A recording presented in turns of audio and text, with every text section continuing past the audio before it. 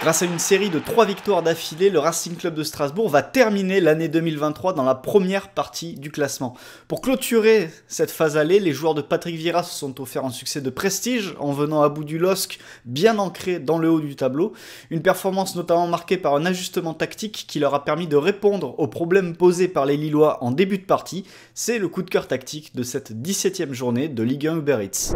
Et les problèmes posés par le LOSC tiennent souvent au surnombre créé par le carré lillois dans l'entrejeu qui, sur cette situation, oblige Mwanga à faire un choix, sortir sur Bentaleb ou couvrir et aller marquer Angel Gomes. Là, il choisit de couvrir, ce qui fait que Bentaleb se retrouve seul, puisque devant Emega et sur Yoro, Gamero reste focalisé sur Benjamin André, et donc la balle va finir par arriver sur Bentaleb. Mwanga sort, mais c'est trop tard, il sort de trop loin, et Bentaleb peut renverser le jeu et ensuite permettre à Lille de rentrer dans la moitié de terrain adverse avec de la vitesse et de trouver Jegrova décalé. On était en tout début de partie, c'est une grosse occasion pour le LOSC et c'est ce qui va devoir provoquer une réponse tactique. Ça vient quelques minutes plus tard avec un Mwanga plus haut sur le terrain afin de bloquer Bentaleb et André aux côtés de Kevin Gamero. Pendant ce temps-là derrière, Angel Gomes est surveillé par Sissoko et Lucas Perrin doit sortir pour aller chercher Rémi Cabella, et c'est comme ça que Strasbourg va se réorganiser petit à petit,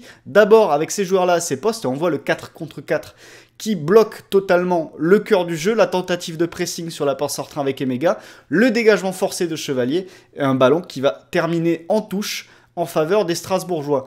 Quelques minutes plus tard, on ajuste aussi les positions, Gamero, qui était d'abord dans l'axe, échange sa position avec Habib Diarra, qui rentre dans le cœur du jeu et retrouve un poste de relayeur qui lui va mieux. On retrouve le 2 contre 2, André Bentaleb. Cette fois-ci, c'est Abakar Silla qui sort sur le décrochage de David. On appuie le pressing, interception de Gamero, et là, grosse opportunité. Et malheureusement, Habib Diarra rate sa passe vers Dylan Bakwa, mais ça aurait pu offrir déjà une grosse occasion pour le LOSC.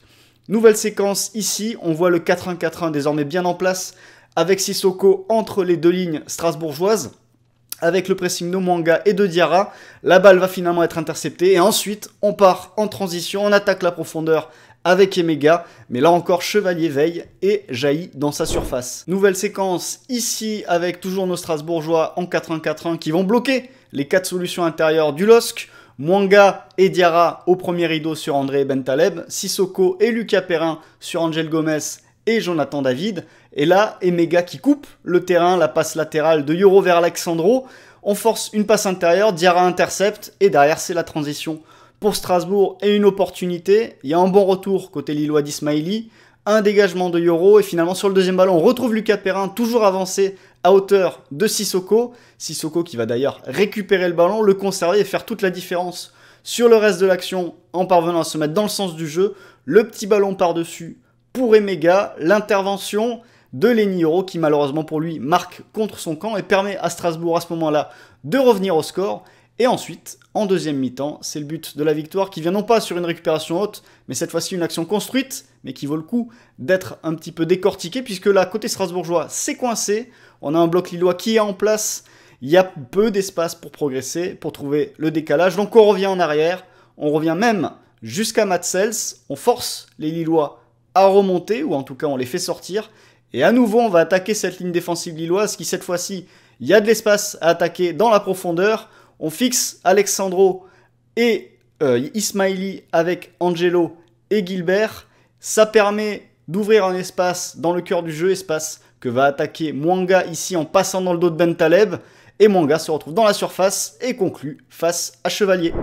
La montée en puissance de Strasbourg, bien aidée donc par cet ajustement tactique, c'est aussi vu dans les chiffres, puisque le LOSC en première mi-temps a tenté sa chance à 8 reprises et s'est créé une grosse occasion pour 0,47 XG au total, un chiffre qui est tombé à seulement 0,06 XG après la pause, avec seulement une tentative en faveur des hommes de Paulo Fonseca. Bref, Strasbourg a resserré les boulons, a vraiment fermé le cœur du jeu, et c'est là-dessus que les Strasbourgeois ont bâti leur victoire.